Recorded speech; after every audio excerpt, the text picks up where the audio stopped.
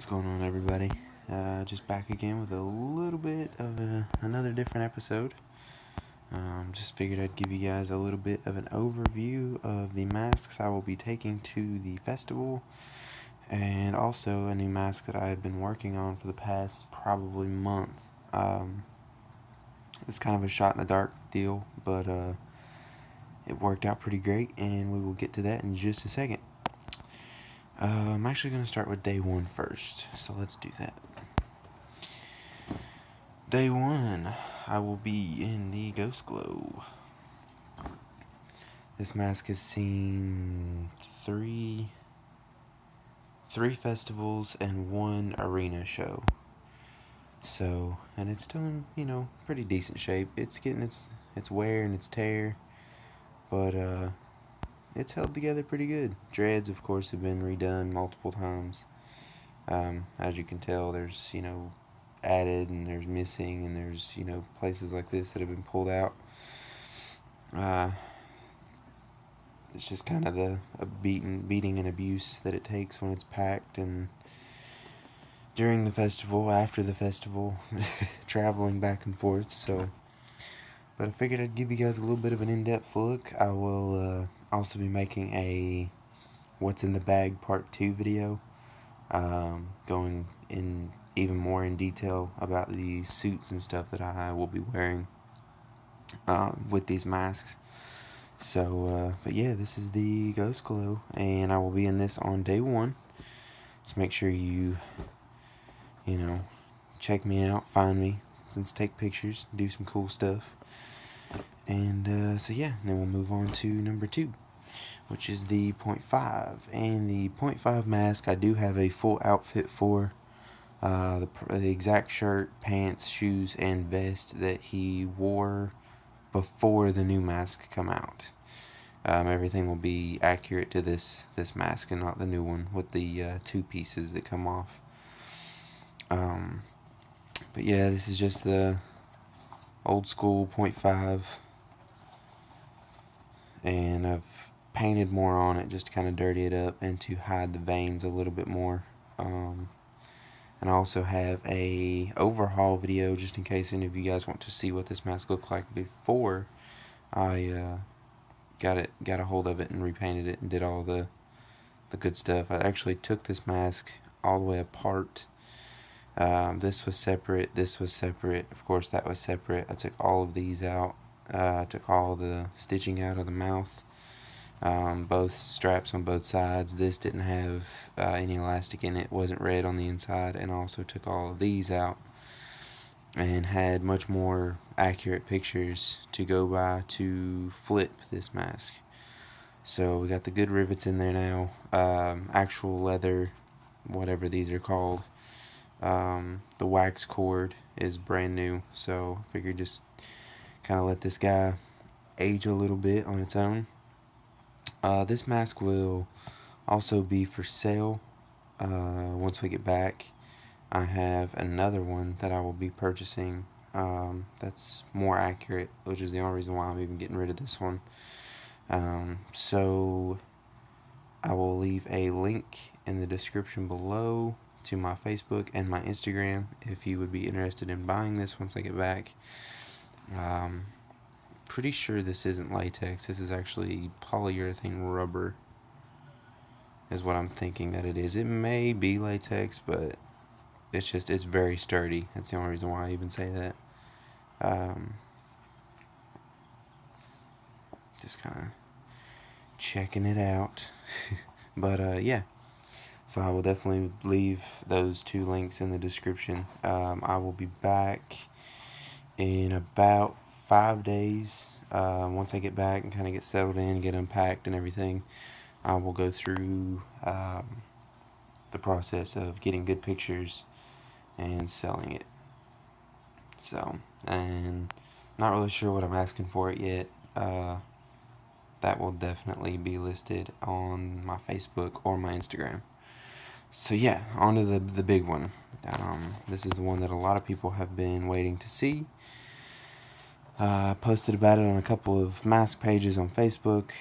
This is the first really in-depth view of this mask. Actually, let's just do this.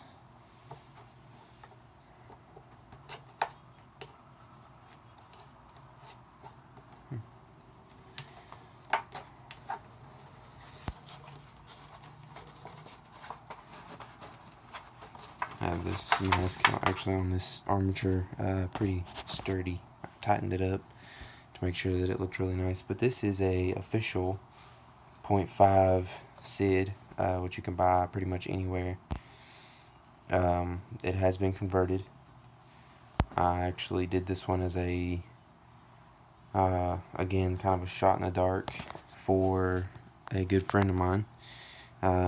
He ended up buying a really cheaply made fiberglass version of it on eBay, and it was only like from here up. It wasn't even like the whole mask.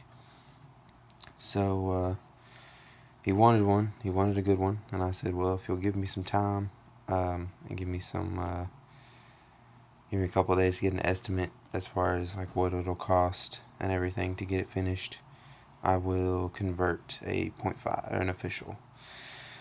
So this is just kind of an overview here. All the rivets have been replaced. They are all real metal. You got your medium here and your small here. So everything's pretty good. These were cut out on his request, so that way, depending on how tight he actually made the mask, that way he would still have some sort of hearing capabilities. I actually put it on, and it doesn't really cinch down that tight to like cut off sound. But you never know. He'll be at the festival with me this weekend, so whatever we got to do to make it happen. Got the snap here and the snap here for the faceplate, which is 100% metal. It took a long time to make, actually, because this is a really thick metal. This is actually it's actually a little bit thicker than the body of like a computer tower. Doesn't really seem like it would be, but when you have, sheet metal shears that are barely going through it, yeah, you kind of start to realize that it's a little bit thicker than you thought. I got the good screen in there for the mouth, and everything's been riveted together. The leather is riveted to the metal, and then of course you've got the female snap to attach to the mask. The eyes, upon request, have been reinforced with fiberglass, so there's no flex in them. They are hard. We had thought about just doing away with them and going to a thinner metal to put over the top, but with the chrome paint that I bought and some fiberglass, he was actually more happy with leaving the original eyes in, because they were more accurate and they were better size for the mask.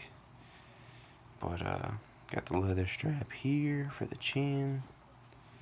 Of course, like I said, I cut the back out and made my own, and it's a little bit off a little bit. This side over here is a little bit high, but I think it's just the way that I put it on the mannequin.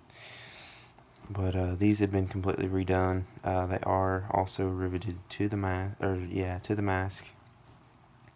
Eyelets all placed by me, hand sewn, of course. The whole mask has actually been hand sewn, because whenever you get them, they've got like little indentions for thread, which I thought was kind of cheesy.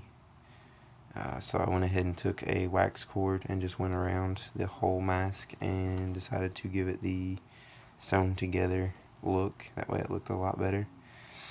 But then of course these will be cut off. They're a lot longer than they should be.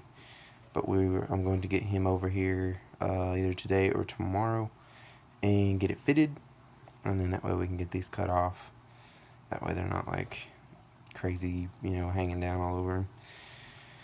But yeah, so we've got the official 0.5 with the face mask.